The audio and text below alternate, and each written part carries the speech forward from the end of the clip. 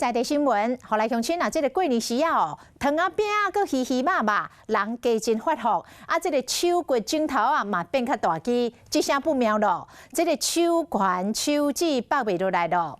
新北市有一个85岁阿嬷，伊是挂200万的手权绑袂落来，是绑甲规支手安尼乌青佮反整。啊，因为阿嬷腰子无好，长期咧洗腰子，都惊硬绑会来真空，愈歹处理，所以病院哦特别去邀请到绑这个手权手指的专家来斗绑，总算是顺利甲绑落来。这个附近人倒伫病床顶倒手拢乌青，佮咸整起来，原来是手挂200万的手权，硬要甲绑袂出来，就惊讲伊有长期咧洗腰子，惊讲若有空喙会影响伊的病情，相对赶紧找专家来。状况啊是非常的糟糕。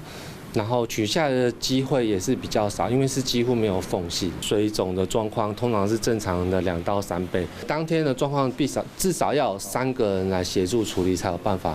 敢若用凡士尼塑胶落啊加清啊，就完成任务。有差不多10年经验的专家黄国峰讲，过年期间大家拢食伤饱，就是讲血路循环无好。敢若新北市每3工就有一个人手指卡条咧，有一套救人的办法。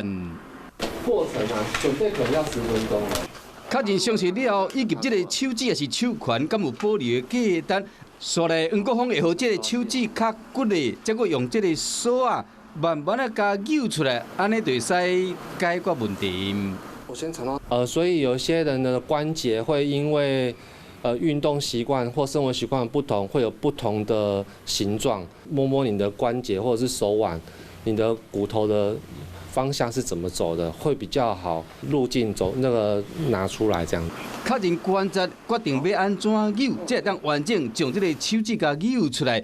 是讲即摆拄到这个握啊手权，用将近3倍时间才完成任务。专家嘛提醒讲，最近天气变化较大，咱乡亲若挂手权也是手指，洗身躯也是出外出入温差较大的这个场所，会记先甲绑落来，以免发生意外。大家好，我是林依文。想要掌握多元的新闻资讯，当然也包括体坛动态，就要锁定华视新闻频道，还有订阅华视的 YouTube 频道，按赞、订阅、开启小铃铛。